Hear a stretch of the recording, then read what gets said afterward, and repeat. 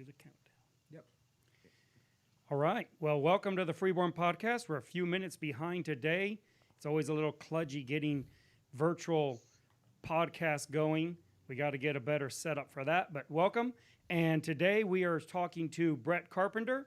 He's making a reappearance on the podcast, and he is one of my oldest friends. I've known him for a very long time, and he said that he felt bad last time he was here because he was so mean to me, so rude to me, and so he's coming to apologize, and he is going to virtually wash my feet and tell me that that it's all his fault. And so, Bret, welcome to the podcast.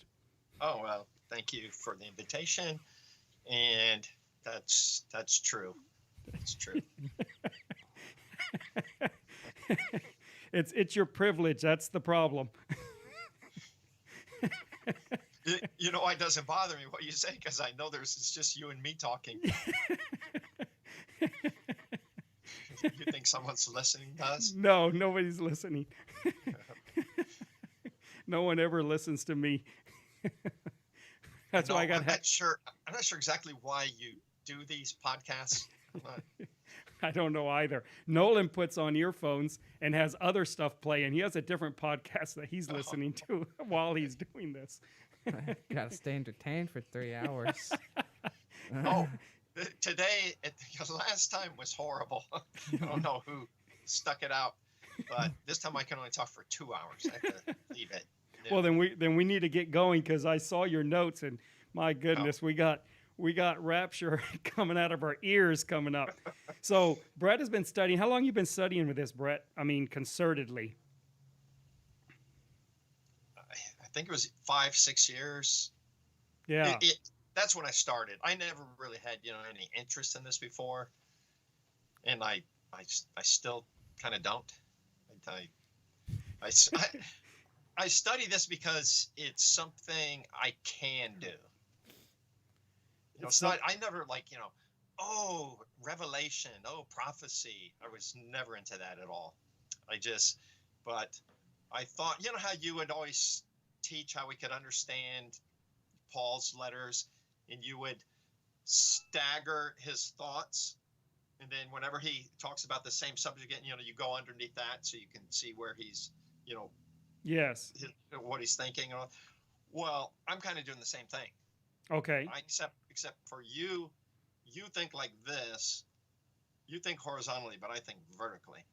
So I just thought I could take different books that talk about the same subject and line it up side by side. So that's kind of why I thought, I can do that with Revelation. I can find the chronological order of these events and kind of discover things, lining things up. Well, when I taught that in Mexico, the 3 days and 3 nights studies, what day Jesus was crucified. You think that was some subject that interested me? It was just something I thought, I can line that up also. I could line those up side by side and see the order of the events. Yeah, and when you got done, your conclusion was you had no idea when he died. Right, pretty much. So do you have any? Like everybody. So do you have any conclusions on this? Or are we going to get to the end and you're going to tell me the same thing? No. Well, I have one. I mean, I still don't have this figured out totally, like everybody else.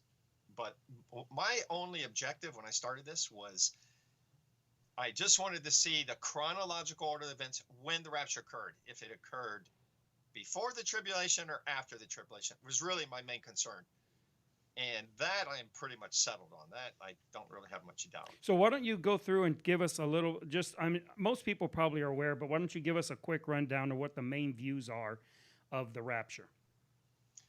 Okay. And real quick, just so everyone knows, we know that the video is kind of blinking on Bret's side. That's just, we're out of time trying to fix it, so the audio should be clear and clean. If it's not, let Nolan know on the chat, and we'll try to adjust that. But the video is not going to be perfect, and we're aware of that, and there's nothing we can do about it. Go ahead, Bret. Tell us what are the main views of the rapture.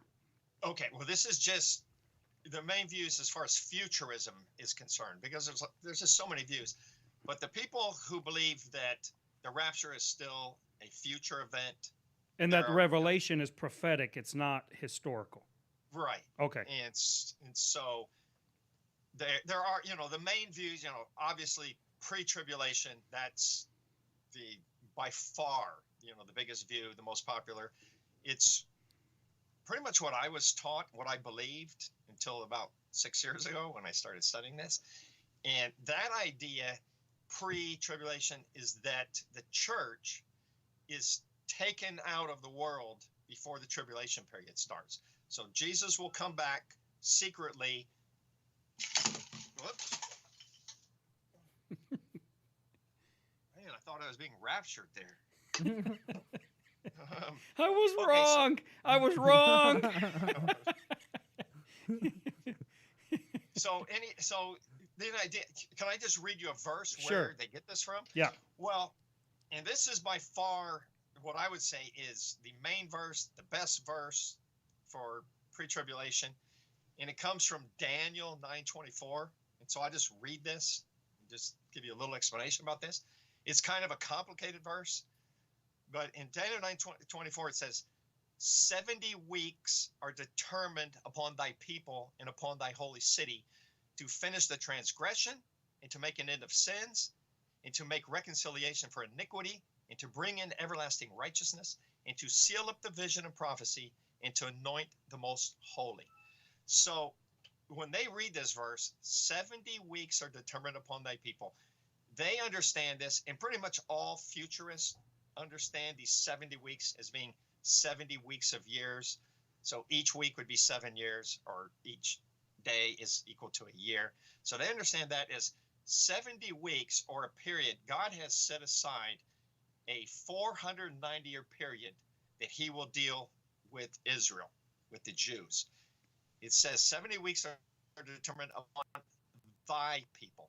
So they have a doctrine, dispensationalism. They believe that God has two separate covenants with two separate peoples, Israel and the church. And they believe that he deals with these two groups distinctly, differently in different time periods. So their idea is that God dealt with the Jews, and let me just read, continue reading down here so you can get the idea of this. Verse 25, it says, know therefore and understand that from the going forth of the commandment to restore and to build Jerusalem unto the Messiah, the prince, shall be 7 weeks, and 62 weeks. The street shall be built again, and the wall even in troublous times. And after 62 weeks shall Messiah be cut off, but not for himself.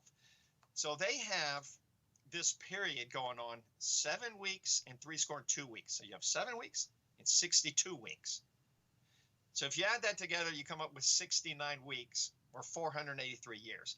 So they believe that God dealt for 483 years, or 69 weeks, with Israel, and it ended, it says, and after 62 weeks shall Messiah be cut off. That's Jesus. That's his crucifixion. So what they have is that, and I think it's during Pentecost, I think that's where they have their cutoff. Like those 483 years were completed. Now God has rejected Israel, and now he's dealing with the church. So they would say we are in the church age now. They see a gap because it talks about a gap. And I'll read in verse 27, it says, and he shall confirm the covenant with many for 1 week. So there's 1 week left. It says he shall confirm the covenant with many for 1 week. And in the midst of the week, he shall cause the sacrifice and the oblation to cease. And for the overspreading of abominations, he shall make it desolate, even unto the consummation, and that the determined shall be poured out upon the desolate. Well, I know this verse is very complicated, but the main point is that there is a gap of who knows how long, indeterminate amount of time, between when God stopped dealing with Israel. Now he's dealing with, basically the Gentiles and Jews in the church age. And when he deals with Israel again, he has 1 week left to finish all these objectives. So there's 1 week left for Israel. It's called the 70th week of Daniel. And that is what they would call the tribulation period.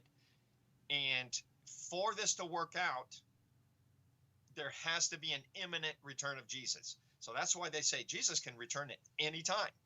Because as soon as God starts dealing with Israel again, well, the church has to be taken away. And then that would So be the rapture. So they put the rapture as the church is taken away, and then the clock restarts. Restarts, finishes that last week. Which So would they be the say, 7 years of the tribulation. Yeah. So they say we will not participate in that. We're going to be taken out before that happens, and it can happen at any time. Okay. So what's the I'm what's hoping it happens right now. and then what's the next view? The next view is the mid-tribulation view, and I've really never really studied this. It's kind of lost its popularity, last couple decades. They are very similar to the pre-tribulation, except they believe there is a 3.5 year tribulation period, and then a 3.5 great tribulation period. And they think the church is taken out before the great tribulation. So they think the church will participate in the first 3.5 years. And Daniel does talk about that, does talk about a period of 3.5 years. It kind of divides it in half. Also in the New Testament, we see, in Matthew 24, Jesus talks about the abomination of desolations, and that's in the middle of the week, when that occurs. So they think right before Antichrist manifests himself and commits the abomination of desolation, that's when the church is taken out.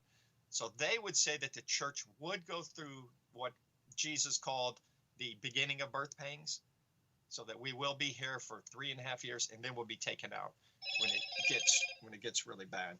Thought I had that shut off. I think you also have, is that your computer that's beeping every now and then? Is that your notifications there? I haven't heard anything yet on my side. Oh, okay. There's every now and then you hear it, a beep. I haven't heard a beep. Okay. I thought that was yours. All right. I don't know what that is. Go ahead. Oh. Anyway, so what evidence do they have? How does the mid-trib deal with the 7 days left? Hear that beep? Yeah, I did Well, hear that. Go ahead. Yeah, like what I'm saying is their doctrine is very similar to pre-tribulation, except that we're taken out in the middle. Let me just read a verse here. Daniel 7:25. This is talking about the Antichrist, or they think this is Antichrist. And he shall speak great words against the Most High, and shall wear out the saints of the Most High, and think to change times and laws. And they shall be given into his hand until a time and times, and the dividing of time. They think that, time is 1 year, times 2 years, so 1 + 2 is 3, and a dividing of times, half a time, so 3.5 years. They think that the church is going to be under his oppression for half of this 7-year period. Like I say, this is it's not a very popular view. I don't see how it's really distinct at all from the pre-tribulation, except they're just saying that the great tribulation starts in the middle of that 7-year period, whereas pre-tribulation thinks it starts at the beginning of the 7-year period. So it's just very, very similar. Okay. Basically, the Christians today are not going to suffer the greatest part of the tribulation period. I've often heard that people say that's like the cop-out view. It's like, yes, we're going to suffer some, but not a whole lot. Yeah, I hear that, but I think the same with the pre-tribulation, because they'll even admit, oh yeah, there's a lot of tribulation going on today, and we'll suffer tribulation, but not. They just call the whole 7-year period the Great Tribulation, Right. instead of calling it 3.5 year the Great Tribulation. Right. And then what's the last view? The last view would be the post-trib, correct? Well, no. Then the pre-wrath view, which is becoming very popular, and that's the pre-wrath is actually when I went to Mexico, that's what I was teaching. Before I inclined towards the post-tribulation, I thought, oh, pre-wrath, that's where it. So what's pre-wrath? Well, okay, they see a distinction between tribulation and wrath. And so they think once the Antichrist manifests himself in the middle of the week, that's when the tribulation period actually starts. They don't think that the first 3.5 years is tribulation. They just think those are general conditions on the earth, that everybody is suffering, everybody, believers, unbelievers, doesn't matter who you are, you're just experiencing these natural events. And then when the Antichrist manifests himself in the middle of the week, that's when the tribulation period starts. But they think, because in Matthew 24 says, but had those days not been cut short, no flesh should have survived. So they believe that those days are going to be cut short. And that's how they come up with nobody knows the day or the hour of the second coming, because they think that it's cut short by the rapture, but they don't know when. So it could be any time after the halfway point when the Antichrist manifests himself, all the way up until the end when Jesus comes back. So it could be any time in there. We don't know. Nobody knows the day or the hour. Now this is all seeing the rapture as being a separate event from the second coming. Then, yes, not a feature of the second coming. Yeah. Now, if you talk to them, they would deny that. People have a way of, I guess, believing what you want to believe. They think it's one long event. So Jesus comes in the clouds, and I've talked. I can't get just a fixed answer from anybody. So what is Jesus doing when he appears in the clouds, gathers the churches? He's just sitting up there in the sky? Oh no, he's just doing a lot of things, but that's just all part of his second coming. But when I look at it, it basically comes down to there's a gap between his coming for the church and his actually coming back to earth. The Mount of One Olives, way like I've heard it illustrated, anyways, is that they use the Old Testament laws of harvest, where you have the first fruits, you have the main harvest, and then you have the gleanings, and they'll use that to try to say that the rapture's one, and then you have the rapture be the first fruits, and then you have the main resurrection of the just, and then you're going to have the gleanings at the end, or something along those lines. Okay, well, I'm not really sure. There's another view. I know the partial rapture view, where people go up at different times. So then you have more than one rapture, or what? Yeah, the partial ones. It's like if you're a faithful Christian, you get to go. Those would be the briders. Yeah. Like the Baptist briders, the local church believes that type of a thing, where everyone else is Babylon, and they're the correct church. They're the pure church, and they're going to be taken before everyone else. Okay, now who are those people, so I can get in contact? See, yeah, that's definitely the group you want to belong to. You definitely don't want to be in Babylon. I mean, right. And what can it hurt to be involved with? What can it hurt? If I'm wrong, nothing changes. But if I'm right, it's them. And get to go. So, yeah, what do they call that? Pascal's wager. They always put that up on Facebook. That nonsense that if you're a Christian and you're wrong, you lost nothing. If you're an atheist and you're wrong, you lost everything. Everyone thinks that's a great argument. It's a terrible argument. Basically, they're just saying, that Jesus is like fire insurance or something. It's the worst, one of the worst arguments they ever put on Facebook. Okay, I'm sorry. So start taking those memes down, Brett.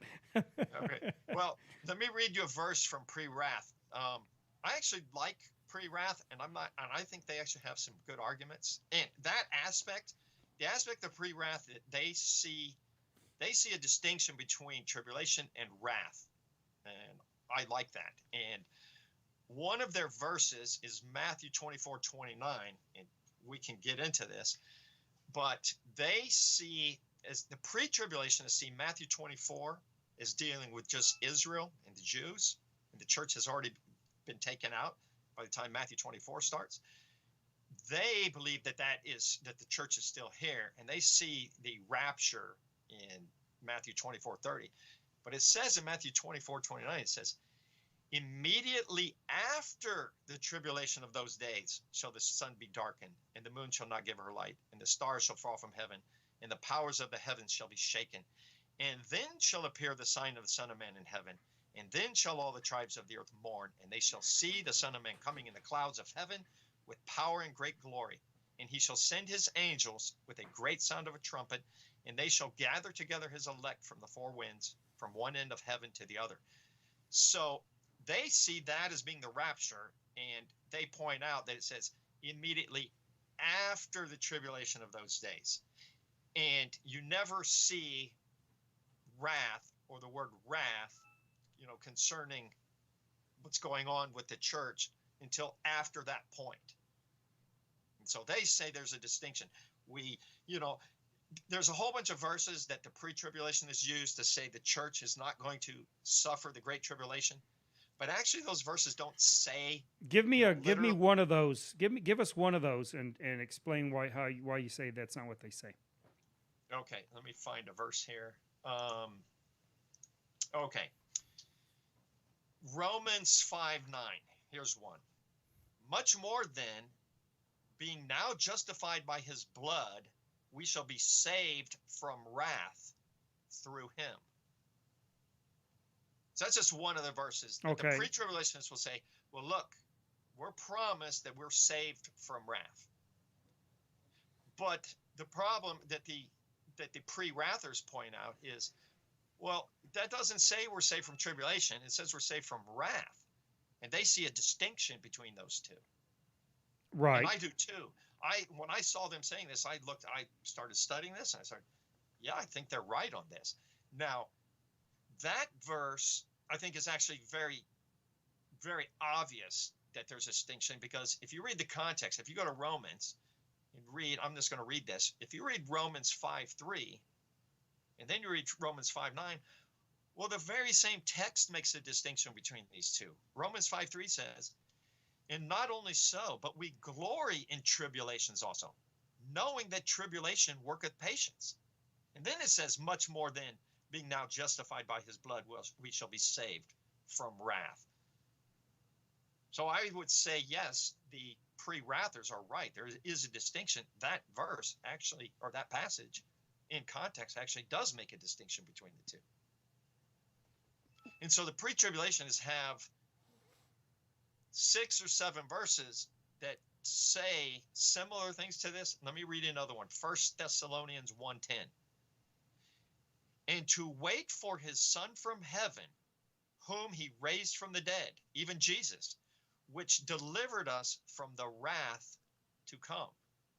And so they'll use this verse and say, look, the church is not going to be participants in the wrath of God.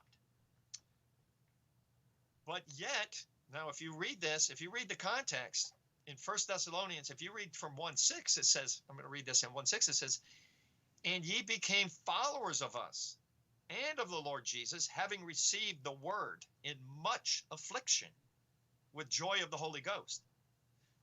Then in verse 10 it says, and to wait for his Son from heaven, whom he raised from the dead, even Jesus. Who it says, who delivered us, which delivered us from the wrath to come. So it seems like, at least in those two passages, the very context points out a difference between wrath. And if you look at Matthew 24 and Mark and Luke, it always calls it affliction or tribulation. It never calls it wrath. Okay. So no, go ahead. And what I did is I just looked at all their verses, every one of their verses that points out, that says that the church is not going to suffer the wrath. And I looked, and I think every single one of those verses is very clear that there is a distinction between wrath and tribulation. And so that's why you like the pre-wrath one. Yeah, I think they have a really good point on that. Because it's very clear. When I lined up these passages side by side, the Gospels and Revelation, and looked, you can see a very clear timing when wrath occurs, when the wrath comes, and it's after the tribulation. It's after the church has already suffered tribulation. Then what's happening is the church is suffering persecution, affliction, because of the Antichrist reign. He is persecuting the Christians. He's killing the Christians, setting up the mark of the beast and all this. Christians are suffering. Now, wrath is actually God afflicting them for what they have done to the Christians because they have persecuted Christians. Well, now God is pouring out his wrath upon them, upon the unbelievers. And that is when the pre-wrath say, well, that's when, as soon as wrath starts, and they have that starting right at the trumpet and bowl judgments, right when the trumpet judgments start, that's when God's wrath is being poured. That's when the church is taken out. And now, is there any text that would indicate that the church leaves? I mean, is there anything in the Revelation text that indicates a rapture? That they would use at that point? Yes. Well, yeah, in Revelation, let me find this, but in Revelation chapter 7, or excuse me, chapter 6, when Jesus opens the sixth seal on verse 12, and I beheld when he had opened the sixth seal, and lo, there was a great earthquake, and the sun became black as sackcloth of hair, and the moon became as blood, and the stars of heaven fell unto the earth, even as a fig tree casteth her untimely figs when she is taken out of a mighty wind. And the heaven departed as a scroll when it is rolled together, and every mountain and island were moved out of their places. And the kings of the earth, and the great men, and the rich men, and the chief captains, and the mighty men, and every bondman, and every freedman, hid themselves in the dens and in the rocks of the mountains, and said to the mountains and rocks, fall on us, and hide us from the face of him that sitteth on the throne, and from the wrath. So first time it mentions wrath, after the sun goes dark, the moon goes dark, and the stars short. It says, from the wrath of the Lamb. For the great day of his wrath is come, and who shall be able to stand? Now, they see that as when Jesus comes. And if you continue reading into chapter 7, it talks about a great company from different languages and tongues and all this that just seem to appear out of nowhere before John, who's in heaven. And they say that is the people, that is the rapture, that is the Gentile world being taken out of that tribulation before they die. And I would say also the resurrected dead. And they just appear immediately, boom. And it says, where did these come from? Well, they came out of the tribulation. And so they would say that is the rapture. And then after that happens, then you get into the trumpet judgments. And all this occurs for a certain period of time. We don't know exactly how long, but until Jesus actually physically returns. And then what's the post-trib? Or quickly, since we'll probably talk about that more. Right. Now, the post-trib, I would say, would be the traditional view before these other views became, really popular. This is the view that I've now, as I started, I was pre-trib. I skipped to mid-trib. I went right to pre-wrath. And now I'm thinking post-trib is, although there are a lot of verses with pre-wrath that I don't have an explanation for, I think they have good arguments. I just think the arguments for post-trib are better. Now they basically don't see any gap between the rapture and the second coming. It's the same event. So they would just call that the second coming. Before the idea of the rapture came out, they wouldn't even said there was a rapture. Have you found any evidence of the doctrine of the rapture before Darby? I know some people say that there is some teaching on that. I don't know if you've done much research on that, but well, I've heard a lot say yes, it's definitely before Darby, but then I listen to the text that they're citing, and I just think they're misinterpreting those texts. I don't think they're actually these ancient writings that they're looking at, because I know some of them came out with like the Didache, and they'll read some things. Look, they definitely believed in a pre-tribulation rapture, but when I heard what they were saying, I thought that doesn't sound to me like a pre-tribulation rapture. I just think they don't understand, but no. And if anyone did believe it before that, it was very few people, because they're just really, I think they're grasping at straws. trying to, yeah, they're trying to see. That was one of the problems I had when I don't put a lot of thought into this topic, into prophecy, but when I do, and when I think, whenever I look at it, to me, one of the very big difficulties I have with the idea of a rapture is that you don't find it historically in the church before Darby. I mean, some people will say, yeah, this person did or that person did. I'm not convinced that they have. They haven't proven it to me conclusively. And even if they did, we're talking about what, 4 people, 5 people before Darby who thought maybe something like that. But the idea that that Christianity held that, any significant amount of Christianity held that, I just don't know that they've ever been able to prove such a thing. Yeah, no, I agree completely, because I've listened to a lot of people, a lot of pre-tribulationists arguing this. They did exist before, but they've never cited or any ancient writings of any Christians that I thought sounded like what today they're talking about, a pre-tribulation rapture. I haven't heard anything yet that's persuasive. Now, between the post-trib and the pre-wrath, I think these are very similar views. The basic difference is the pre-wrath thinks that the church is taken out of the world during the time of wrath, where the post-trib would say that the Christians are protected through, but we are here through the time of wrath. Right. And so to me, it's like, yeah, there are definitely verses. God has promised that the church is exempt from the wrath. So if he takes us out, or if he protects us miraculously somehow, really, what's the big difference? I do think that we are here until Jesus comes back. I don't. There are reasons why. There are a couple reasons why. The main reason why, and I would like to actually show you this. Every verse I can find that deals with the concept of the rapture, or Jesus coming and gathering his church, and his second coming, there's no gap between the two. It's always, to me, all the verses I see, it's referred to as the same event. Right. So the way I've basically considered it is that the rapture. When people ask me if I believe the rapture, I generally will tell them no. Partly because I know it kind of tweaks people, because everyone I know is big in the rapture to some extent, I guess. They believe it in some way. And so it kind of tweaks them, and I enjoy doing that for some reason. I know it's a character flaw. but so that's one reason why I do that. But the other reason is because I don't see the rapture as an event. I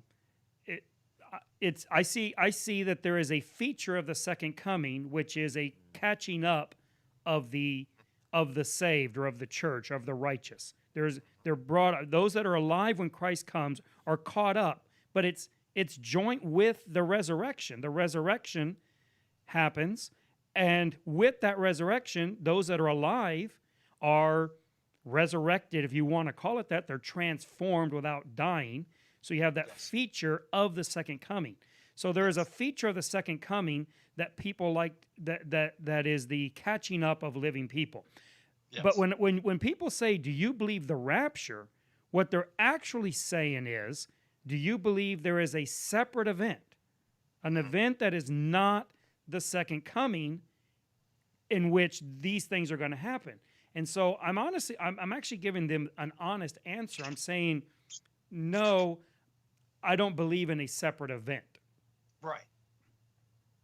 Right. But nowadays, because what happened was,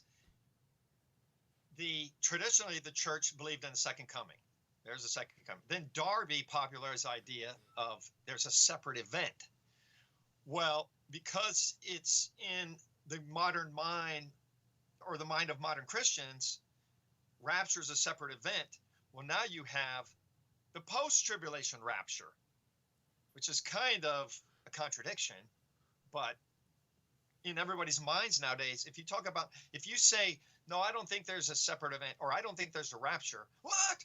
you're a heretic. You don't think Jesus is coming back for the church? You know, it's like, so whenever I talk to people, I just, yeah, post-tribulation rapture, even though it is not a separate event, it's just the same event. Well, And that's because you don't have my character flaw where you well, like I've noticed to tweak because people.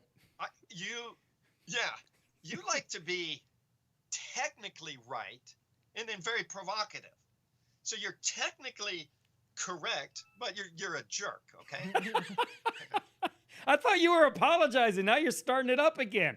Oh, no, I was just speaking factually. There's no animosity. I have no problem with that. Just So what is the problem with a pre-trib view? But what? I think that the pre-trib has a huge historical problem in trying to push the view of the pre-tribulation, pre-trib rapture back into the historical doctrine of the church. I think that, and I don't think they have. It doesn't seem to me they've done, from what I've seen, a whole lot of research on trying to even do that. I think they've just basically decided that Paul taught that, and then it disappeared, and now we have it again, and we've recaptured it.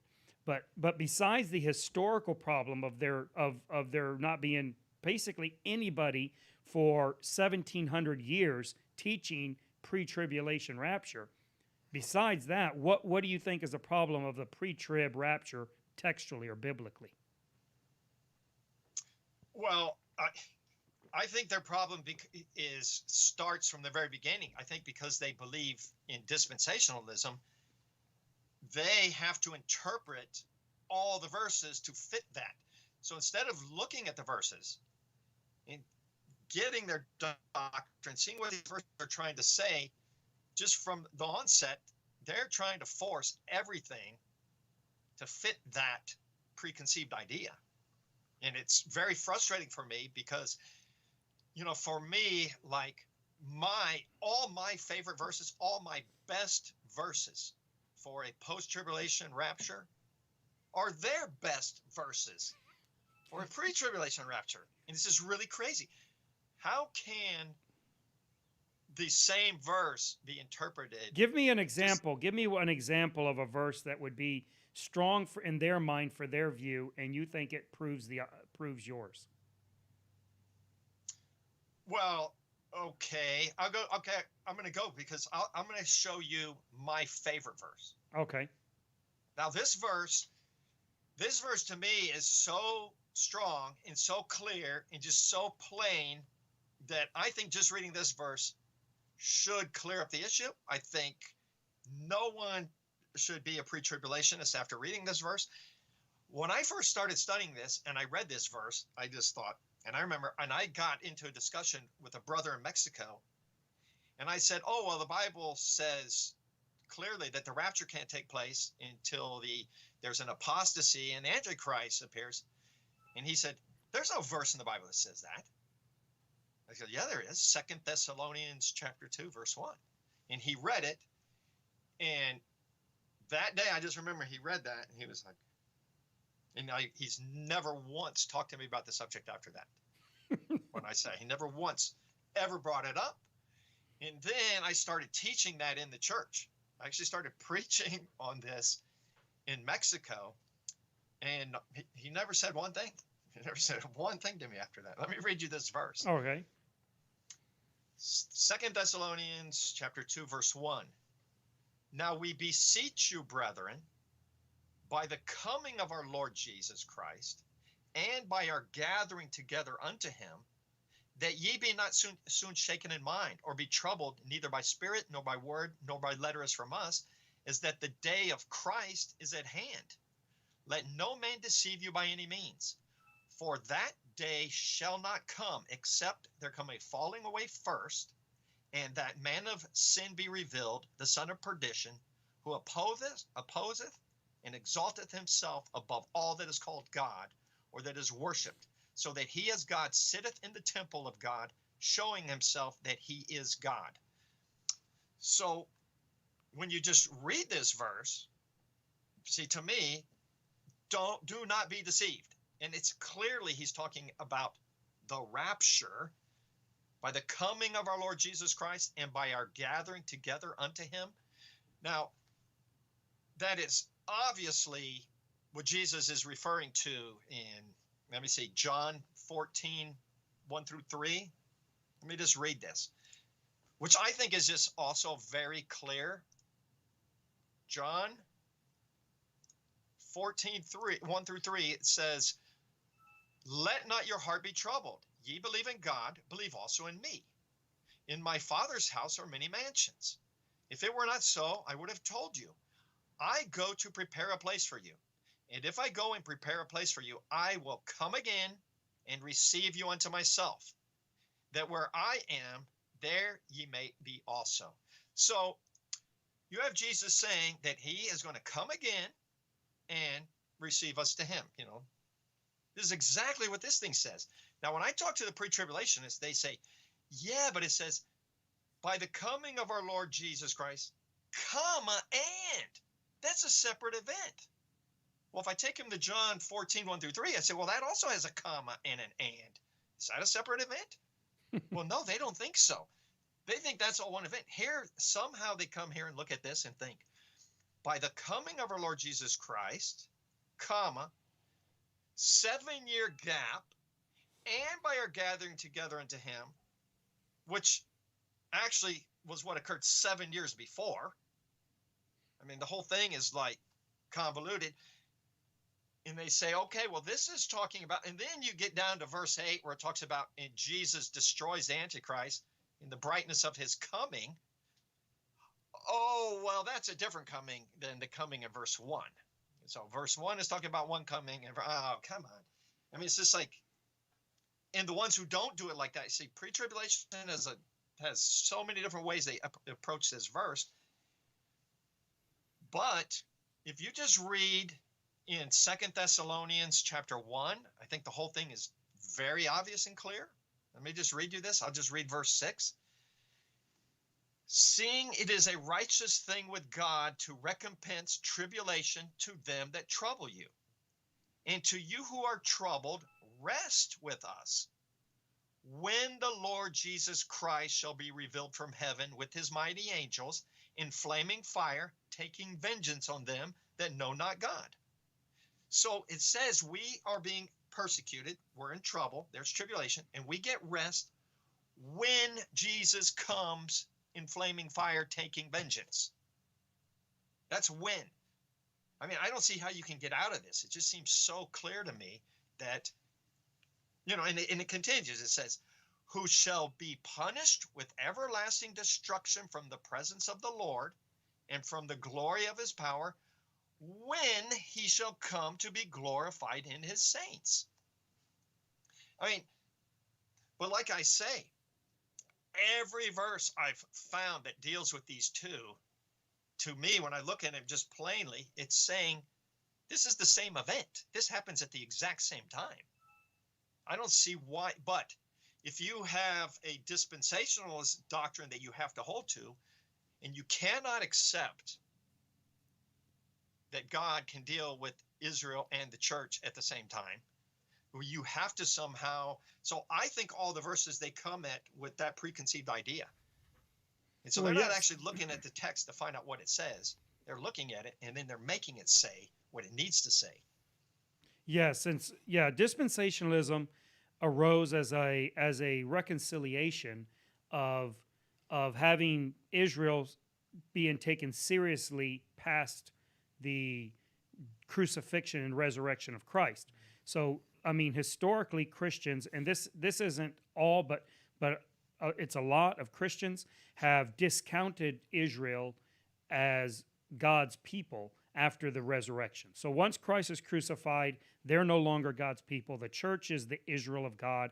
They've taken over all of Israel's promises and all of that. And so dispensationalists, they started, from what I can, and I'm not an expert on this, but dispensationalists started out with the goal or with the belief that Israel has not lost their place as the people of God, that the promises are still going to be fulfilled unto them. But Mhm. then you have that this problem of what do you do then with the church? How do you have God has the people of Israel or his people, the church or his people? How do you make that work together? How do you have what appears to be completely incompatible covenants between the law and grace, between faith and works? And it's like, what do we do with this? And so dispensationalism, at least in the way I look at it, you can correct me if you think I'm wrong, but the way I see it is dispensationalism is created out of whole cloth to try to reconcile that, and then it's extended back to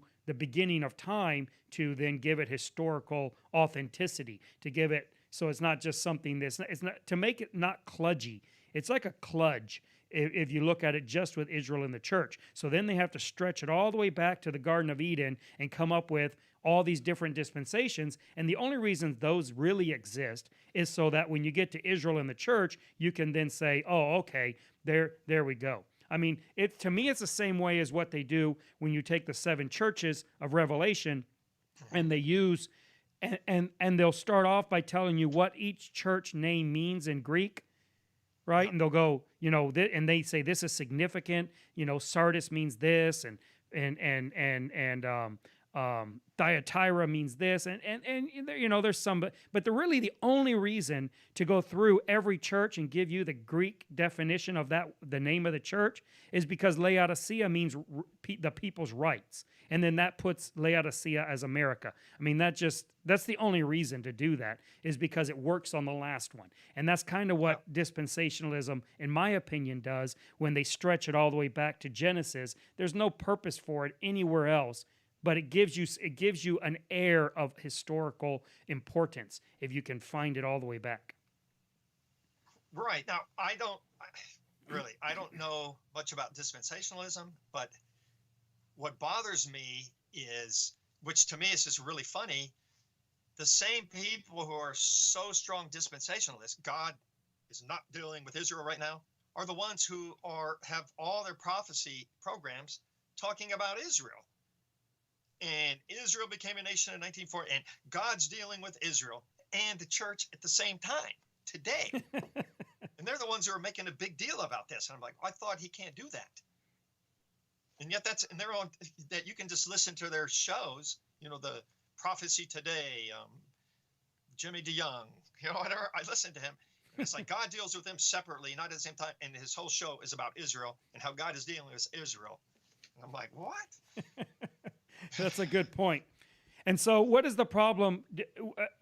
What is the difficulty with the pre-wrath? Well, like I say, all the verses I see, there's no gap. It's all the same day. It's Jesus. There's a second coming, and I don't know how they can get out of that. Now, their idea is, because once you get into Revelation, then it becomes complicated. I like their point up into Revelation, but they don't deal. I've never heard anyone deal with the verses that show that the rapture and the second coming are the same event.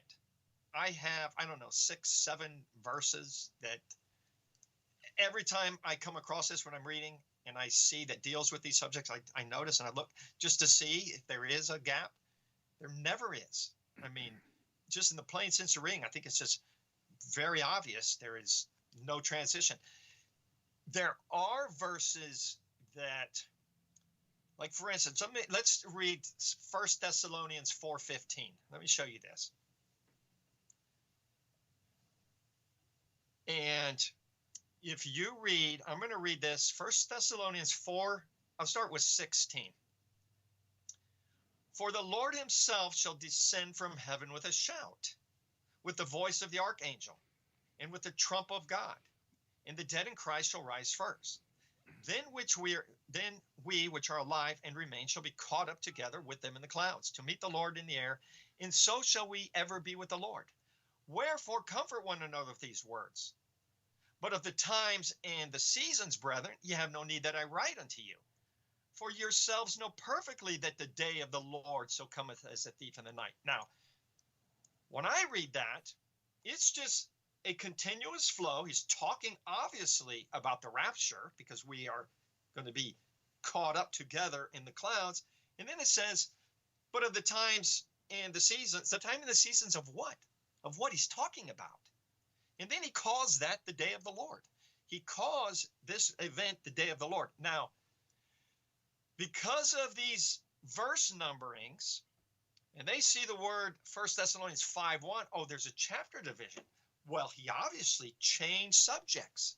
He's no longer talking about, so if they would get rid of these chapter numbers and chapter verses, and you would read that, there's no way on earth you would come up with that, oh, he just completely changed everything. He's no longer talking about what he's talking about, and he's just talking about a whole other event. And it's so frustrating because plainly reading that, he's talking about that event, and it's called the day of the Lord, which is always, in the Old Testament, is a time of wrath. But Right. for us, the Christians, now, there are two perspectives to that event. The Christian perspective in Luke 21 is when you see these things, the sun going dark, the moon going dark, stars falling, lift up your heads for your redemption draweth nigh. And you read what the whole world's doing. They're lamenting and they're running and they're hiding themselves in the caves and under the rocks. So it's the same event, but yeah, there are two different perspectives. Because the typical evangelical view of those two type of texts that you just pointed out are two responses, is that they're two events. That Christians lift up their heads because they're escaping the wrath, and the world is running, hiding, and lamenting because they're suffering the wrath. Now, what you're saying is they're the same event. It's just Yes. two different ways of looking at it. Christians have a different perspective of the event that's making the whole world lament. Right. Well, because we know that is the sign in heaven. When we see these things, we know our redemption is near. That is when the rapture is imminent. Okay, so That is when. I'm sorry. So then what do you do with the passages that the thief in the night verses, the sensationalistic verses about the rapture? So that Christ is coming as a thief in the night. No one knows when it's going to happen, but the text that you just cited would seem to indicate that we do know when he's coming. That when we see something happen, then we know our redemption's nigh. We start looking up. We're expecting it. We're ready for it. And that seems to contradict the idea of the Timothy LaHaye type thing of, it's going to happen and no one's going to be prepared for it. Okay. But you have to understand this, all these things happen. The signs in the heavens happen after the tribulation. And I do believe once these signs occur, well, then I would say those signs, then his second coming is imminent. I don't know that we're going to know the day or the hour, but it is, at that point. Right now it isn't. Right now, there are definitely signs that have to occur. The sun has to go dark. The stars have to fall from heaven. But the people who believe in a rapture don't believe that there is any indication. Yeah, but okay. Although they think Israel's an indication somehow. And they were like counting down to the year 1988, 1989. Okay. Well, let me just read a verse here. It says in Matthew 24:32. Now learn a parable of the fig tree. When its branch is yet tender and putteth forth leaves, ye know that summer is nigh. Now, here's the funny thing to me. The pre-tribulationists, they look at Matthew 24 and they say, this is not dealing with the church. This is dealing with Israel. And yet, all the teachings of imminence come from that passage. All their rapture teachings, when they say, for instance, the Lord comes as a thief. Let me just read you some verses. For ye yourselves know perfectly that the day of the Lord so cometh as a thief in the night. See, Jesus comes, but that's talking about the event in Matthew 24:29, where Jesus comes in the clouds and sends his angels and gathers elect, which they say is not the church. They say that's a separate gathering of Israel. But the verse they're using to say there's an imminent rapture is from Matthew 24, which they say is not talking about the church. You following me? Yes. Well, all of their verses, it makes no sense at all. Like, for instance, Luke 17:34, I tell you that in that night there shall be two men in one bed. The one shall be taken and the other shall be left. Two women shall be grinding together. The one shall be taken and the other left. Two men shall be in the field. The one shall be taken, the other left. And they came out with a movie, Left Behind, based upon that verse. Yes. Saying that that's speaking of the rapture. And it is. Only they say that Matthew 24 or Luke 17 or Mark 13 is not talking about the church. It's not. They say it's not talking about the rapture. But then they use that verse to say it is talking about the rapture. So then who are those people? The pre-tribulationists. Pre-tribulationists say... No. Who are the people that are taken if it's not the church? Well, my point is, it is the church. No, I know, but you say that they say it's not. So who do they say it is? They say that's Israel. Those are the tribulation saints. So this is another rapture. Yeah, they say, but they use the verse for their rapture. In other words, they appropriate the name. Yeah, and the verse. Which they say isn't talking about them. I'm telling you, it's crazy. It's absolutely crazy. And when you talk to them, you can't use that verse. When a lot of them say, well, you know where it says after the tribulation of those days, which is where these come from, right after it says after the tribulation is where all these verses start. They say, well, he says after tribulation, but then now he's talking about what happens before the tribulation. You know, it's just, I mean, I guess you can believe what you want, but when it says after the tribulation, I'm pretty sure it's talking about after. And so, what's okay, the explanation for that from their view? I mean, do they have any strong argument to make, like that it's talking about a certain part of the trib? But these are all pre-trib people, right? That are going to, I mean, yeah, Timothy LaHaye and the Left Behind series, right. That's all strong pre-trib Schofield Bible stuff. Right. Now, but the point I wanted to make to you is on this verse 32 of Matthew 24 that says, now learn a parable of the fig tree. When his branch is yet tender and putteth forth its leaves, you know that summer is nigh. Now, a lot of people say this is a prophecy about Israel and that the fig tree represents Israel. And so when Israel became a nation, that's when it's put it forth its leaves. But there's a problem with it. See, I have two problems with that. One is that it's parallel to Luke 21 that says, and he spake to them a parable, behold the fig tree and all the trees. I just think this is just a agricultural analogy saying, look, how a tree, you know, its leaves come out, well, you know that it's going to produce fruit. So I think it's just saying, when you see these signs, when you see the sun going dark, the moon going dark, this is why I don't think it's referring to Israel, because that prophecy only is, if you call that a prophecy, it's only relevant after the tribulation.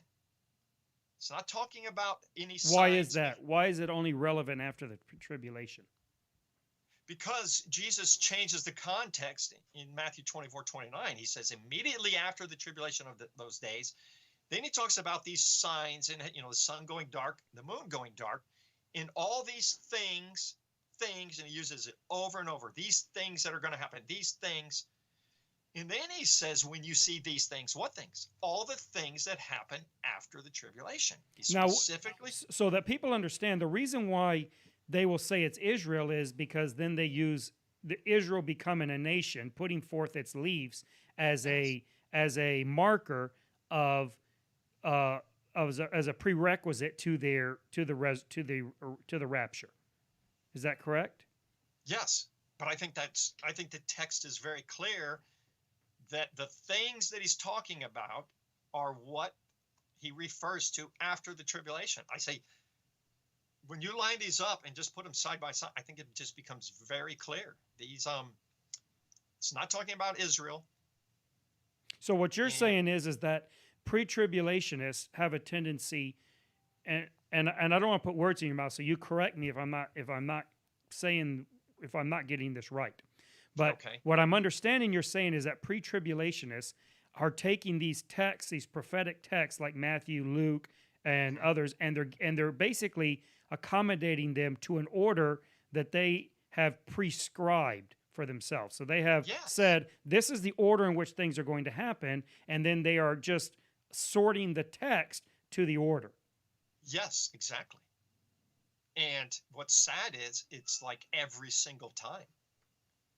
It's like when I came to this and looking at this, I don't see, it's the pre-wrathers mainly who like to debate the pre-tribulationists, but I don't see that I think the pre-tribulationists are totally on the defensive. I don't see the pre-tribulationists pointing out these difficulties or contradictions with pre-wrath,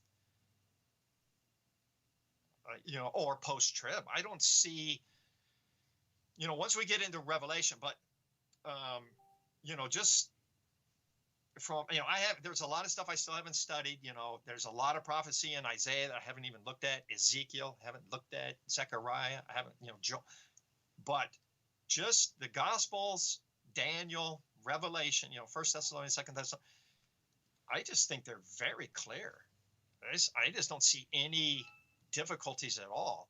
My only difficulty came between pre-wrath and post-trib is trying to see, because it does appear that Revelation progresses in a chronological order, sequentially, and yet it doesn't work out right according to post-trib if that's the case. And so there has to be some recapitulation going on. There has to be, a repeating of the same events, occurring, like in Daniel. Like if you go to Daniel, you read Daniel chapter 7, he just repeats the same thing like 4 times. And then you go to chapter 8, he repeats the same thing like 5 or 6. He just says the same thing over, then he starts over again. And so you have to have that same kind of thing going on in Revelation. And I think it does. When I started looking at this and started looking at these verses, I thought, oh no, these things, there is a lot of repetition going on. In Revelation. Yeah, in Revelation, that's where it gets complicated. But well, let's get to that in a minute. Okay. Because I do have some questions about that. But on going back, so now what would you think is one or some of the main problems with the post-trib view? Is there any difficulties you have on the post-trib view? No, that's why I say I'm more inclined to post-trib. And let me see, the reason is, well, first off, I saw all these verses show second coming, the rapture is the same event. There's no time period. There's no space in between. Every one of them says this. I can't, all the verses. I don't see any verse that any type of indication there's any space in between. Well, then I noticed something in Matthew, Mark, and Luke. And there's just this, they all line up perfectly, and they have the same progression of events. Let me just read you how I have these outlined. You have these events starting at the beginning of Matthew 24, where there's these false Christs. Then you have wars and rumors of wars. Then you have famine and pestilence. Then you have a tribulation period. And then you have these celestial signs and distress amongst the nations. And after all that, then you have the second coming with the rapture. And even in Revelation chapter 6, which just is, to me, completely parallel with Matthew, Mark, and Luke, it's the same progression of events in chapter 6. And what just stood out to me is that you always have celestial signs and distress before the second coming. It's like the second coming is the very last event. You don't have, as in pre-wrath would have, the second coming, and then all the distress of nations and the signs in heaven These are celestial events, the sun going dark, the moon going. See, pre-wrath has the church taken out. Then you have all these celestial signs and the distress of nations afterwards. But I never see this. Matthew is very clear. It's first comes tribulation, then comes wrath, and at the very end is the second coming. And every one of those. And I thought, wow. And in well, I'll just tell you what happened was, as I'm going through this, I don't think that there's this terrible tribulation period, and then all of a sudden, the sun just turns, the lights just go out. Everything is dark, and stars are falling. I don't think that's what's going on. Okay, so what's going on? I think it's the events of the trumpet and bowl judgments, because I noticed when I was going through these, during the trumpet and bowl judgments, the sun is darkened, the moon is darkened, and stars fall from heaven, and there's distress of nations, and then there is a rapture event. And it happens over and over there in that same order. And I thought, well, wait a second. This seems to me what Jesus is talking about. And there are just some key verses, just some key things like, let me see. Well, hold on. Before you read that, let me ask you a couple questions on that. So when you're looking at, let's get a little bit into Revelation then. So Revelation has three principal features dealing with this time, which are the three sets of sevens, right? Yes. We have more, but we won't talk about the church. But just you have the set of seals, the seals, the trumpets, and the bowls. Yes. Okay. So do those run consecutively, or do they run concurrently? How do you see those sets of threes? This is the thing. This is it. The trumpet. I see the seals as occurring for now. So I'm going to lose you, and I think I'm going to lose the audience when I say it. I think everyone's going to just, oh, boo! This can't be, because I think the same thing when I look at this. I have the first 6 seals as either being, I see them lining up exactly with Matthew, Mark, and Luke. The beginning of birth pangs, all the way up until you get to chapter 6 when the sun goes dark. I think they just parallel exactly. So the first seal, the white horse, that would match with the false Christ. And as you just go down through these seals, you then see wars and rumors. Or the second seal is there's war throughout the earth. Then you go through the next seal and you see famines and pestilence. And then you see death, tribulation. Then you see the 5th seal, there's the persecution of the saints. And then you get down to the 6th seal where you see the sun going dark and the moon going dark.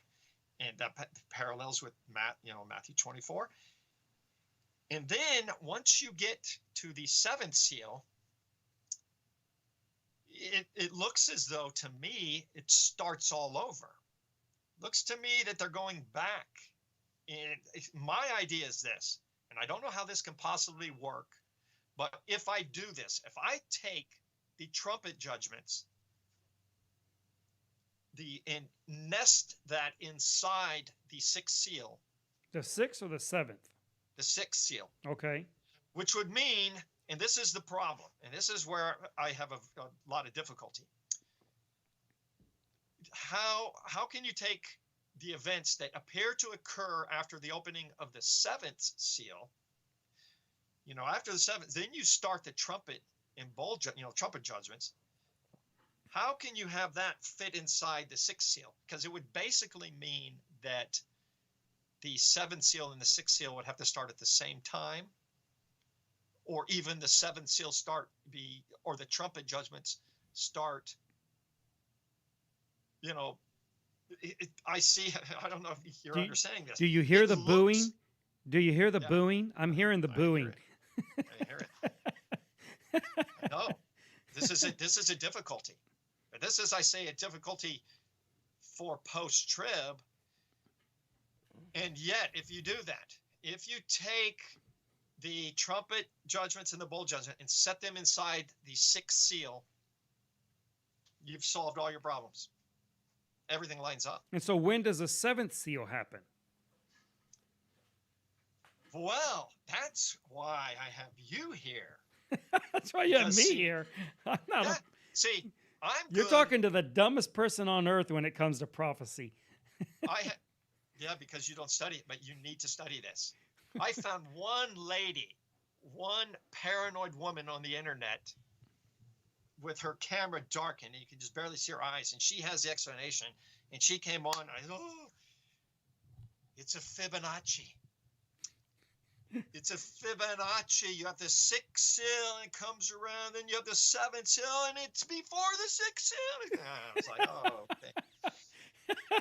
But I'm just telling you, I don't have the explanation, but you do see in the trumpet judgments, you see the events, you see the sun going dark, you see the moon going dark, you see the stars going, you see the people hiding from the face, from the wrath of God. Where do you see that? You see that where? You see it in the seals and in where? Yeah, let me just read this. Let me just see let's see how I have this lined up. In Revelation 9, after the fifth trumpet, it says, verse 6, and in those days shall men seek death, and shall not find it, and shall desire to die, and death shall flee from them. Now that occurs right after the sun goes dark, and the moon goes dark, and the stars fall from heaven. Well, that's exactly what happens in the sixth seal. Okay, where did you just read out of? Revelation 9. That's the fifth trumpet. So in the fifth trumpet, you have things happening that happened in the sixth seal. The sixth seal. And get this.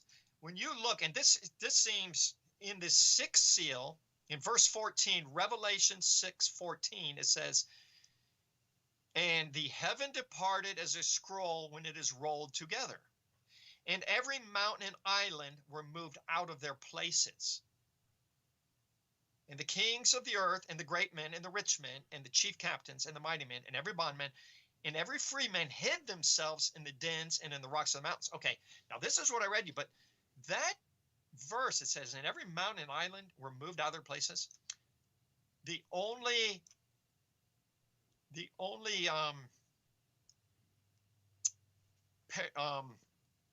reference I could find to that is at the very end. Now that comes at the end of the sixth seal, right before the second coming. That occurs, looks to me, as in the seventh bowl judgment. It says, I'm going to read this. And the seventh angel poured out his vial into the air, and there came a great voice out of the temple of heaven from the throne, saying, it is done. And there were voices and thunders and lightnings, and there was a great earthquake, such as was not since men were upon the earth. So mighty an earthquake, and so great. Wait, no, don't tell me I read the wrong. Hold on. Oh, yeah, I'm going to continue. And the great city was divided into three parts, and the cities of the nations fell, and great Babylon came into remembrance before God to give unto her the cup of the wine of the fierceness of his wrath. And every island fled away, and the mountains were not found. The only reference I could find is at the very end. It's at the very end of the sixth seal, and it's at the very end right before the second coming. And it's not just that. I just found parallel after parallel after parallel. Between what? The sixth seal, Matthew 24, and everything that happens after that. And when you have this in a recapitulating order, now to me it's very obvious that the trumpet judgments and the bowl judgments, they're just parallel. I mean, you can just go through those. They're just exact. The same thing is happening in both of those. Now, I don't know, the bowl judgments are more severe than the trumpet judgments. The first mention of wrath in the trumpet judgments is at the very end of chapter 11. It's in the last trumpet. And yet, when you start the bowl judgments, it says these fulfill the wrath. It's almost like all of those are wrath, which makes it look as though it follows the trumpet judgments. And yet they're the same. In my mind, I'm just trying to think that it is an intensification of the same judgments that occurs. So you're saying that the trumpets and the bowls basically are overlapping? Do they correspond? 1, 1, 2, 2, 3, 3? Yes. They correspond. So the trumpet and the bowl, you're saying, correspond each one to themselves, and they all happen within the seventh seal judgment, the seventh seal opening. I mean, the sixth seal. Sorry, the sixth seal. Yeah, I'm putting them into the sixth seal. Sorry, that's what I meant. The sixth seal. So, but it appears that it doesn't start until after the seventh seal is open. Okay, now here's my question now. I know. Here's my question now. How is this any different than the pre-tribbers and how they handle the text in Matthew and the other ones? You mean, you think I'm forcing to fit into a post-trib? Well, it's not that I think you're forcing it. It's that the text is crying uncle. Yeah, but either way you go, you're crying uncle. Doesn't matter. You have at the end, you have all the, I don't know how you can get out of this. All these distressful signs happen in Matthew, Mark, and Luke before the second coming. You have the second coming in Revelation chapter 20 or chapter 19, and then you have the rapture mentioned in chapter 20 at the very end. After all these things, you have to take a pick. If you say it's before, well, then you have just as much trouble as if you say, if you go with pre-wrath, you have a lot of problems. You just have a lot of verses that just, you just can't fit. And if you go post-trib, well, it looks as though your order is, wait a second, that comes afterwards. I'm just telling you, I don't have a resolution for this.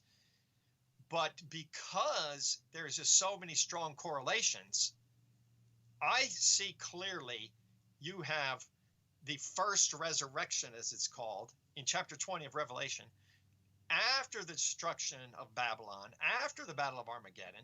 You see the second coming happening after that. Well, am I going to say that the second coming was before that? Before, it's like, what can I do? Now I have another possible solution. Everything happens in one day. The entire, starting from the sixth seal, everything occurs in one single day. One 24-hour period. One 24-hour period. Everything just happens. Boom! But I don't believe that either, because one of these, the locust judgment, it lasts for 5 months. Well, so that doesn't work either. I'm telling you, it's very complicated, but I have lined up in Revelation. I think a lot of things do line up. I just did this. I thought, well, how can this be? How can it occur afterwards? It doesn't make any sense that it occurs in this order that the pre-wrathers have, because you have too much. They don't believe in this recapitulation idea. They think everything happens over and over, and the same things are happening over and over again. And I'm like, they think that the seals, the trumpets, and the bowls are all consecutive. No, yes. Yeah, they're happening consecutive. First it's the 7 seals, yes, and then it's the 7 trumpets, and it's the 7 vials or the 7 bowls. Right. And so there's several earthquakes, there's several darkenings, there's several raptures, several second comings. It's kind of hard. It's like I was talking to a guy the other day, and I found I think it's chapter 14 of Revelation, it says, an angel just flies through out of nowhere and says, Babylon is fallen. And I said, oh, that doesn't occur until after the 6th, around the 7th trumpet judgment. And he says, no. And he said, no, that Babylon, it falls twice. And I'm like, I don't know about that. It's like, it's like, because everything, you see all these things happening and they'll just say, oh no, like Jesus comes in, let me see if I can find, I think it's chapter 16, Revelation chapter 16. It just, out of nowhere, it says, behold, I come as a thief. And let me see, I think that's chapter 16. Yeah, chapter 16, verse 15, it says, Jesus, behold, I come as a thief. Now, in chapter 14 of Revelation, you see what obviously, I just say this is without a doubt, the rapture. You see in chapter 14, and I looked, and behold, a white cloud, and upon the cloud one sat like unto the Son of Man, having on his head a golden crown, and in his hand a sharp sickle. And another angel came out of the temple, crying with a loud voice to him that sat on the cloud, thrust in thy sickle and reap, for the time is come for thee to reap, for the harvest of the earth is ripe. And he that sat on the cloud thrust in his sickle on the earth was reaped. And another angel came out of the temple which is in heaven, he also having a sharp sickle. And another angel came out from the altar which had power over fire, and cried with a loud voice with a loud cry to him that had the sharp sickle, saying, thrust in thy sharp sickle and gather the clusters of the vine of the earth, for her grapes are fully ripe. And the angel thrust in his sickle into the earth and gathered the vine of the earth and cast it into the great winepress of the wrath of God. Now, I look at this and this is my premise when I came and I started looking at this. I'm just going to accept the obvious understanding the first time I read it. The plain sense. And wherever it goes, it goes. I'm just going to try to see if these things line up. And there does seem to be a recapitulation. When I look at that happens right after what I see. It says that happens right after this terrible tribulation. It says in verse 12, right before that, here is the patience of the saints. Here are they that keep the commandments of God in the faith of Jesus. And I heard a voice from heaven saying unto me, write, blessed are the dead which die in the Lord from henceforth. Yea, saith the Spirit, that they may rest from their labors, and their works do follow them. And when I look right before that, it talks about Babylon is fallen. I can just keep going back, and it just seems the events occur in the correct order as that I would see in Matthew and Mark and Luke. The events of where? Of the bowls and the trumpets. Yeah, what's going on there seems to be repeating itself. If that is the rapture, well, that happens in chapter 14. But we also see the rapture in chapter 20. So I'm saying it recapitulates. When I line these things up, there's a lot of recapitulation going on. I don't think Babylon falls twice. I think it falls once. I think John is just saying a different way, a different revelation, the same events. And he's just going through it with a different perspective. And we're looking at these. I don't think these events are just happening over and over and over. I just have a hard time thinking that. When Jesus says, behold, I come as a thief, I think that is an imminent second coming. And that doesn't happen until after the sixth bowl is poured, the sixth vial or bowl judgment. It says, after that, it says, behold, I come as a thief. So I say Jesus hasn't come up until that point. Right. Otherwise, you're going to have another coming, which is... Well, that's one of the complaints with, group like Adventists have a real complaint with pre-tribulationists, and is that you end up with so many comings. And then they got to try to redefine them, or I don't know. You got to try to figure out a way to call them something different. But yeah, essentially, they're like, well, he doesn't really come because he doesn't put his foot on the ground. He only comes to the clouds. But yeah, and that's another thing. That's another thing to just when you mention that verse, this frustrates me terribly because the pre-tribulationists say, they see when they compare First Thessalonians and Second Thessalonians to Matthew 24, they see nothing but differences. In the exact same verses that they say are differences, I see as similarities. I mean, we just see these things exactly the opposite. I see at least 30 similarities between First Thessalonians and Second Thessalonians and Matthew 24 and 25. I just see these are parallel. They're just talking about exactly the same thing. And let me just give you an example. okay, They say, here's one of the big differences they say between the second coming and the rapture. The rapture, Jesus comes in the clouds. The second coming, Jesus comes to the earth. And yet, if you go to Matthew 24, they use that as a second coming passage, and it says, and Jesus comes in the clouds. right. Well, they say they say that's the second coming, but the second coming is Jesus comes to earth, not in the clouds. And yet Right. that says Jesus comes in the clouds. Well, why isn't that a rapture verse? Oh, no, that's not a rapture. Why isn't it a rapture verse? Because Jesus, and then they start adding things. Well, when Jesus comes for the church, it says Jesus himself. And in Matthew 24, it doesn't say Jesus himself. It just says Jesus. And he sends his angels. And I'm like, oh, boy. And in the rapture, he also sends his angels, which they conveniently leave out whenever they're giving their presentation. They say, they just, they'll give their presentation and they'll just use the convenient verses. And, but wait, over here it says he comes with his angels. Also, just like the second coming, he comes with his angels. Well, here he comes with the trumpet of the archangel, and here it's just the trump of God.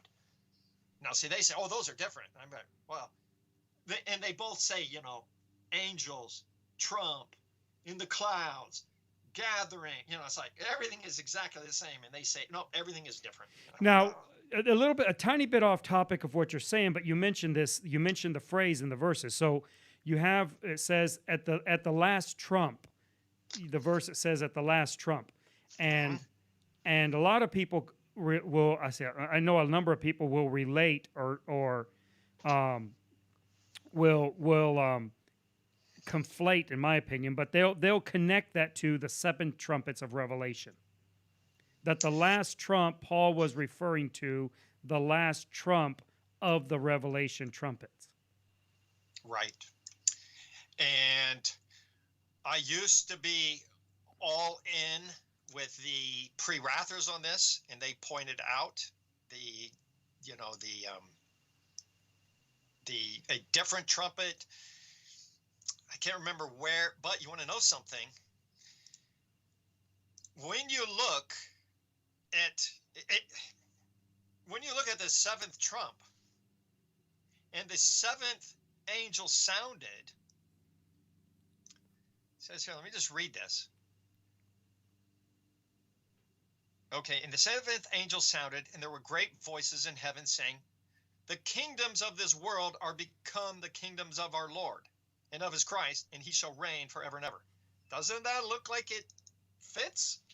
As soon as you have the last trumpet, you have now Jesus reigning on earth. Now, it's just a coincidence, maybe, but boy, don't they have a good argument? Yeah.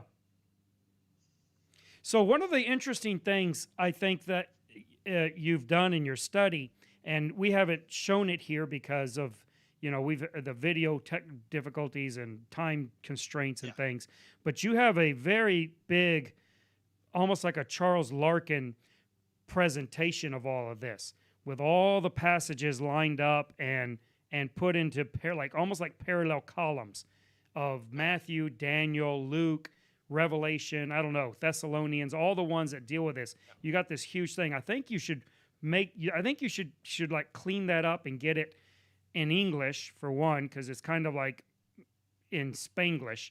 So I think you ought to put it in English and and put it up or send it to me, and I'll put it on our website or however you want to do it. But get it where people can like download that, because that's one of the things I'm really like about the study you've done is how you've taken the actual text very seriously, and you've taken the order that the text is in very seriously. And so you don't like jumble it up. You don't have verses.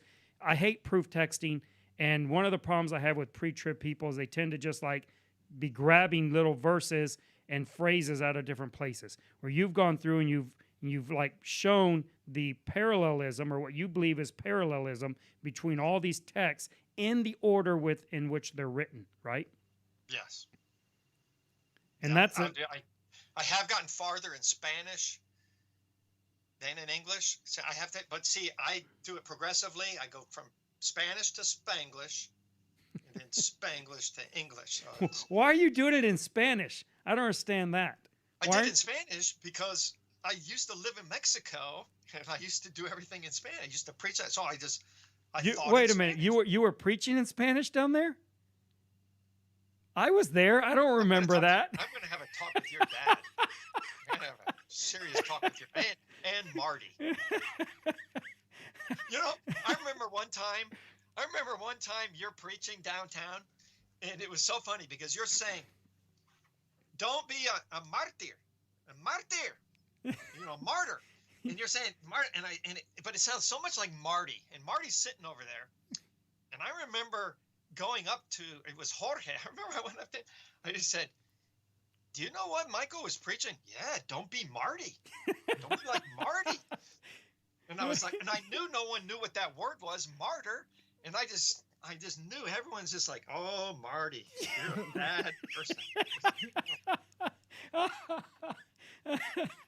You know what happened to me? This is worse. Oh, bad things happened to me when I first went down there. Thanks to my good brethren who correct me, but I was down there one time. In my mind, the word manos in Spanish, this manos, that, it just, in my mind, it meant the opposite. This and this and this, mano, and not, just the opposite. So I would go down there and preach, Muhammad doesn't save. Buddha doesn't save. Manos Cristo. I said, and then finally, after months of saying, which means even less. Yeah, you thought you were saying, rather Christ. But rather, I thought it was saying that. Someone came up to me, "Why are you saying Jesus saves less than Muhammad?" I was like, but see, that's what I'm saying. The fact that it took like 2 months for someone to realize that what you were saying. One time, I would also always preach how great grace God have, and I always say Dios es gracioso. I would always say God is gracioso, and then finally Eva comes up to me after a long time preaching this. "Why do you always say God is funny?" And I was saying, "What are you talking about? God's funny?" "Yeah, you're always saying God's funny. He's a funny God." "I'm saying he's full of grace. What are you talking about?"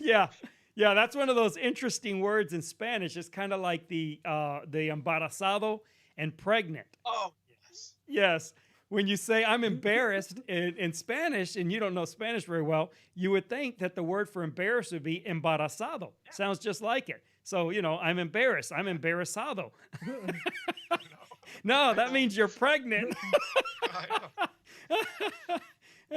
All kinds of things happen down there. Boy. Yeah. So, anyways, so when you line these all up, do you have any of these, like when you line up Matthew and Luke and Revelation and Daniel, do you have any of these that don't fit that textual order, and you have to like rearrange the text in order to get them to work? Only in Revelation, after the seventh seal, starting with the seventh seal, that's when things get complicated. But no, I don't see anything. I actually think that I've discovered things by just put that order. Like one of the graphs I sent you, I saw this right on, and the the text actually forced me into seeing this, which was the about the the gathering of the elect in Matthew 24 verse 31 and in Mark 13. Well, when I got to Luke, it said something different than he gathers the elect. It said your redemption draws nigh. And I just did, research redemption, and that is what Paul calls the transformation, the corruptible to the incorruptible. We're changed in the twinkling of an eye. That, which is obviously the rapture. And the only verse I could see of a bodily redemption in the Bible, it was in Luke 21, which was parallel with the gathering of the elect, which made me think, well, that has to be the rapture.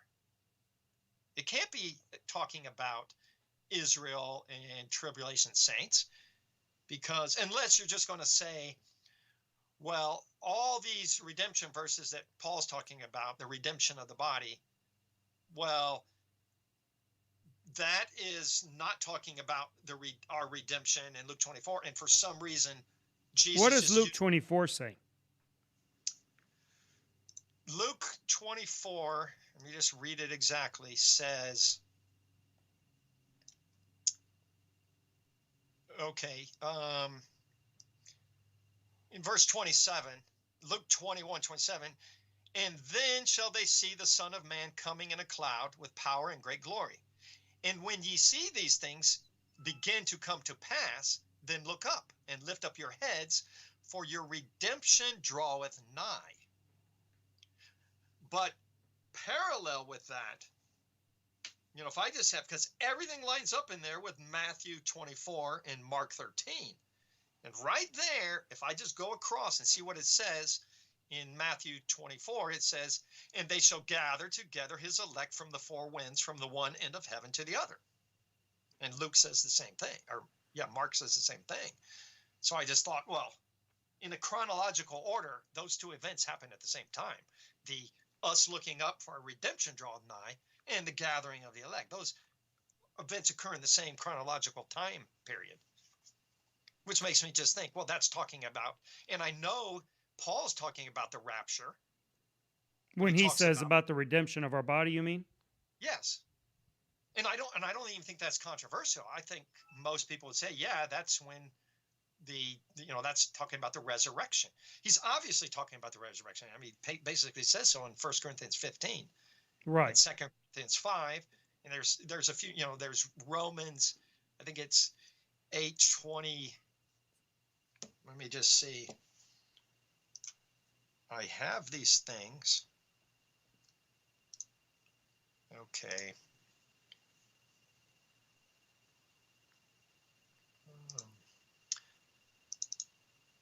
Okay.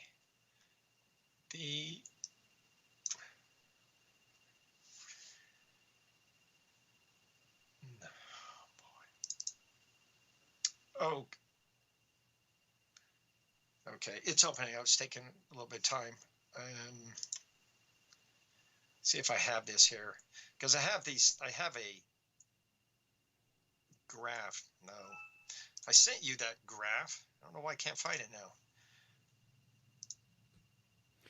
Well, like I say, you need to make up one that's cleaned up and like a PNG or something that can be expanded, because I don't know, figure out a way you can present that to you know what I mean? Yeah. Okay. You got to get rid of all the crazy matrix stuff in it, though. That I know you like that, but that you need to get something that's a little more straightforward. Arrows and lines. Yeah, and then you got like where you zoom into one letter, and inside the letter there's like a whole nother world of texts of verses stacked in there. But that was just look, I'm not big on colorful, fancy presentations. And I had Prezi presenter, for the conference, and so I did that just for that presentation.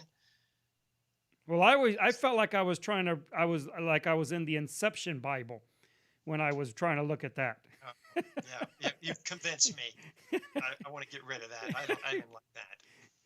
Well, it's fine, I guess, for the presentation, but when you're trying to like just take a look at it, like if you don't, Oh yeah, you're just like looking at a piece of paper or on a screen, it's like, right. oh my goodness, what is going on yeah. here? I get you. I started Romans- feeling like that the vials were in the trumpets Yeah, well, or I'm in telling you, the seals. They're like, woo, zoom in. It's a Fibonacci. I'm telling you. It is.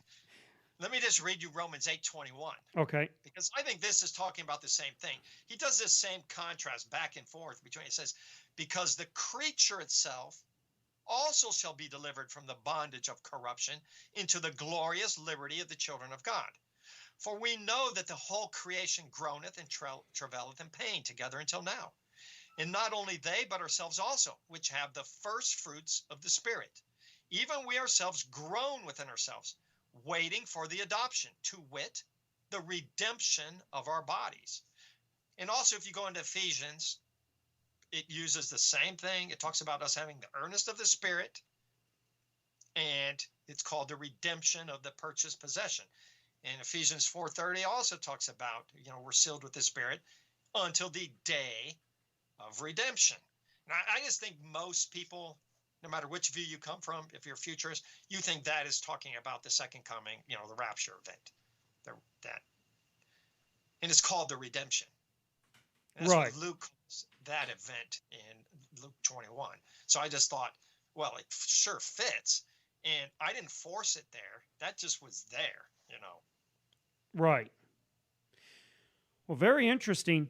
Like I say, try to get me try to get me a presentation where you have, because that's to me one of the most interesting and valuable things that you've done over these last 5 years or 6 years, however long it's been, is that you've taken all these texts and you've put them into a parallel form. I mean, the same way that people have done with the Gospels over the years.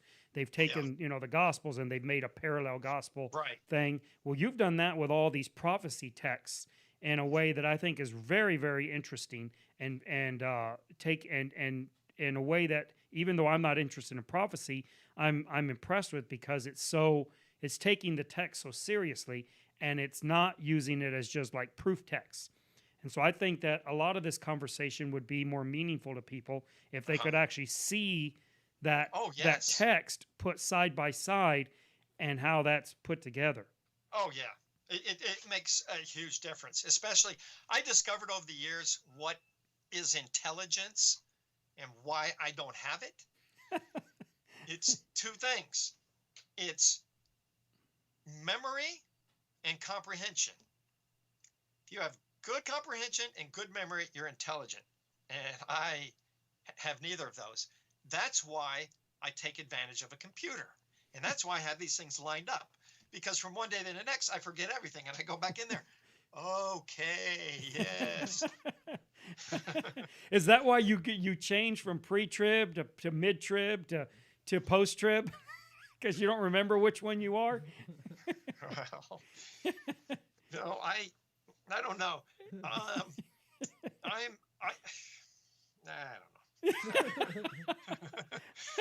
don't know. It's the opposite of what these pre-tribulationists say. They say, well, we're looking forward to Jesus and you're looking forward to the Antichrist. And they're always saying this. You want to know something? They think that pre-tribulation is this positive, this joy. It has never been that to me. I've never looked at that and thought, I have thought that is the most depressing thing, because it never happens. Every preaching about it, he can come today, he can come right now, and it never happens. And you leave, well, when is it going to happen? Well, I was comforted when I saw this, and I thought, oh, all these things have to happen first. I wasn't comforted that I want to go through the tribulation. I do not. I don't like pain. I don't like suffering. A little thing happens to me and I'm a crybaby.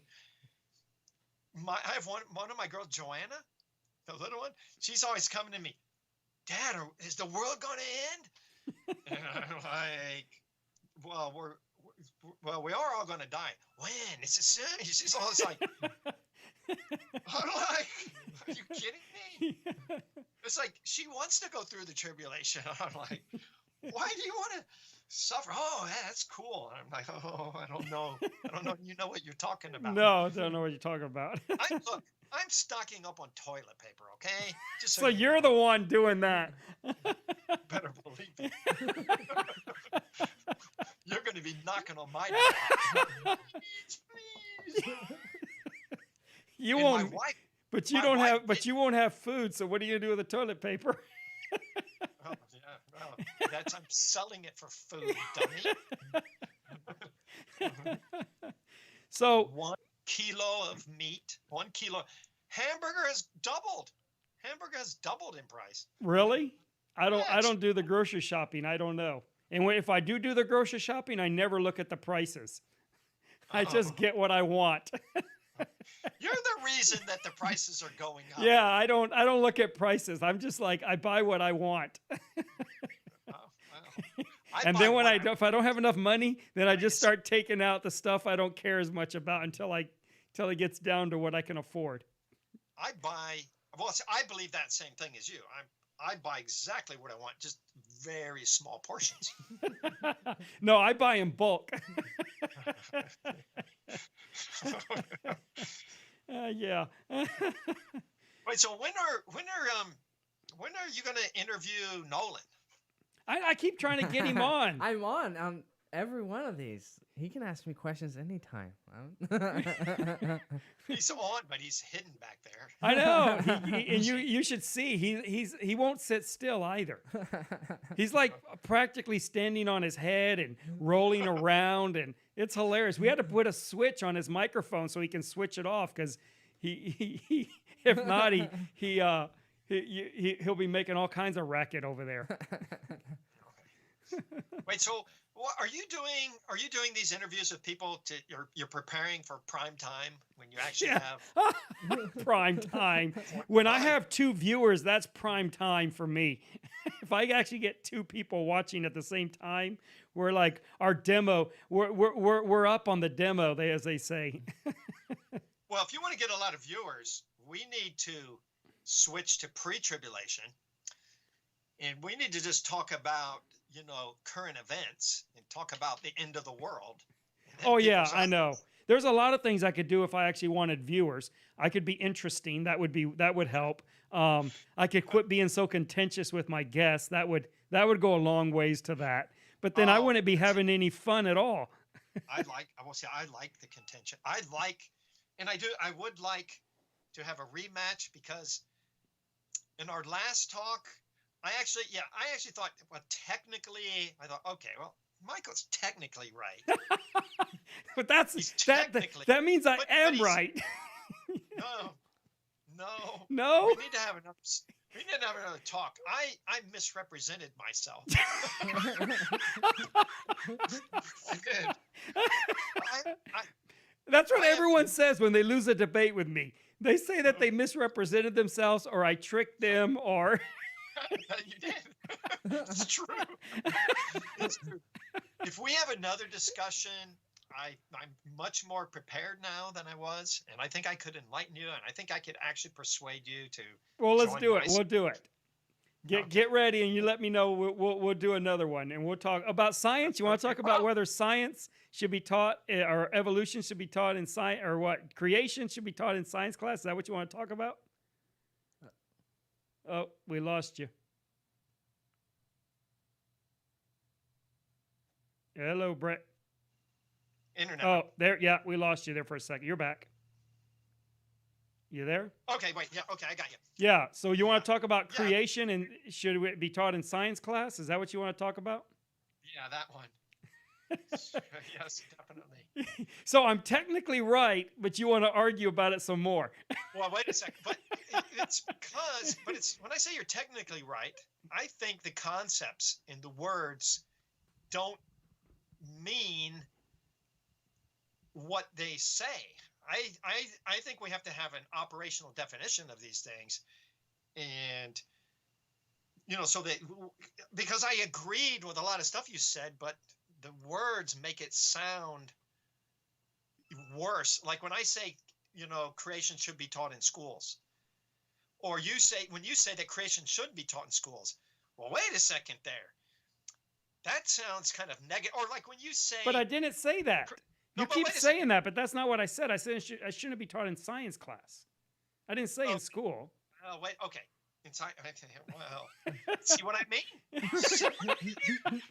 I just keep tricking you. In school. Okay, well. Hold on. When you say that, like, creationism is a science stopper, well, yes, technically, but that's a good thing. It sounds like a bad thing, but that's a good thing, and we'll talk about that later. Okay. Well, send me that. Try to get that done. I know you're busy and stuff, but if you can get that, I think it would be really helpful for a lot of people who are interested in this subject or are starting to get interested to see that, because you put a tremendous amount of work into that parallel presentation of all these passages. And so I'd like to get it out there so people can look at it and analyze it for themselves, because I think it's very enlightening to look at that and see how all these texts really do join up so much. I mean, it's amazing how much overlap there is between Matthew, Daniel, Revelation, more than just I'd ever know. I mean, I've heard this preached my whole life, which is one reason I'm probably not interested in it.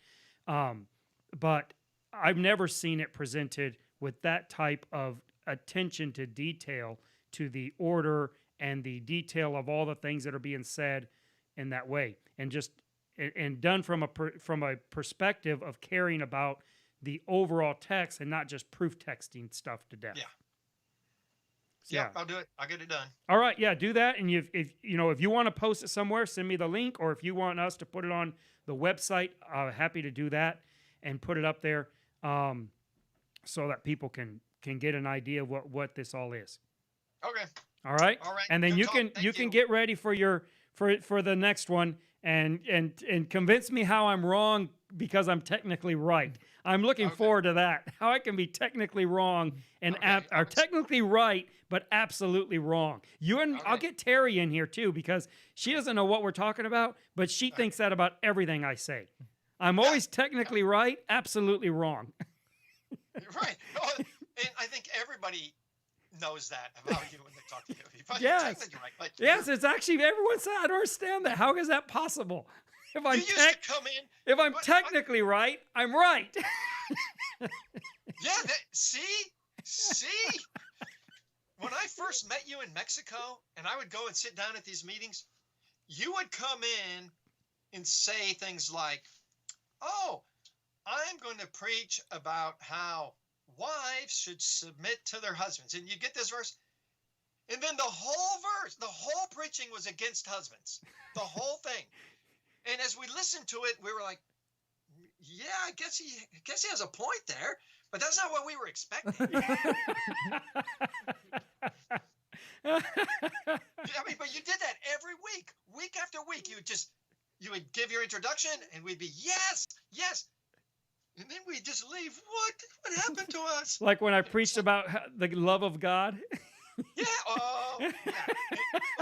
Or like, I'm going to preach about heaven and why none of you are going. That kind of thing. It's terrible. That's funny. All right. Well, sounds good. I really appreciate you coming in. I appreciate the work you've done on this. And I think that you get that out there. I think a lot of people will, even if they don't agree with your conclusions. And I'm just talking to everybody here. If you look, I'll get that out there when he sends it to me. Take a look at it. It really is a tremendous effort that Bret has put out in organizing these texts and showing you where all the parallels are. And I think that before any of us are capable of actually intelligently arguing a position on whether there is a rapture or when that might occur, you really need to take and do the type of work, put in the type of work that Bret has put in to putting these texts and taking them seriously and putting them into some type of an order, right? and then maybe we can talk intelligently about it, where he's done this work and you can take and look at it and build on that. I think it'd be very beneficial for anyone interested in this subject. So thank you, Bret, for being here. We appreciate your time, appreciate your effort, and hope to talk to you soon. Thank you. Thank you. Yep. Enjoyed it. See you next time. Yep. Bye-bye.